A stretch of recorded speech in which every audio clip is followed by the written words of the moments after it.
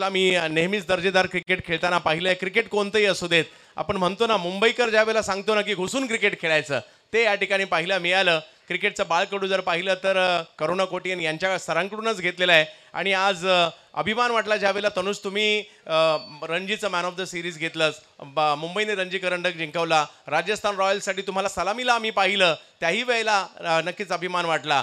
परंतु ज्या मातीशी तुम्ही जोडले गेलेलात, याच मैदानातून तुम्ही श्रीगणेश केलाय, त्याच मैदानातील रबर बॉलची स्पर्धा यावर्षी सुद्धा न चुकता खेळलात आणि आता मॅन ऑफ द मॅचचे मानकरी ठरतायत. तनुष, सामना जिंकलाय, काय वाटतंय? आणि हे जे स्थानिक क्रिकेट तुम्ही खेळलात, याचा तुम्हाला काही फायदा झाला का, किंवा कशा प्रकारचं मार्गदर्शन करुणा सरांचं सुद्धा तुम्हाला राहिलं?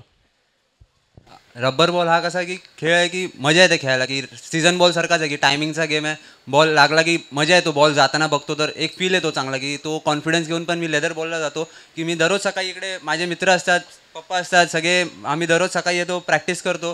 की भले काही असू दे पण एव्हरीडे सकाळी येऊन आम्ही प्रॅक्टिस करतो, की मारायची प्रॅक्टिस होते. की मला T20मध्ये या पुढे क्रिकेटमध्ये हे यूज होणार, तर मी तो सीझन बॉल आहे, बाउन्सर आला की कसा खेळणार, ह्या बॉल इकडे रबर बॉल शॉर्ट बॉल खूप इफेक्टिव्ह पडतो. की मला लेदर बॉलमध्ये जाऊन मला शॉर्ट बॉल खेळता खूप इझी वाटतं इकडे खेळल्यामुळे. तर हा ग्राउंडवर खेळून अजूनही मजा येते, की प्रॉपर सर्कलचा एक सर्कल आहे आणि लेदर बॉलला पण असाच सर्कल भेटतो मोठा, आणि तिकडे आपल्याला 6 मारायला लागतो, तर इकडे मारून मला तो कॉन्फिडन्स मी घेऊन जातो पुढे.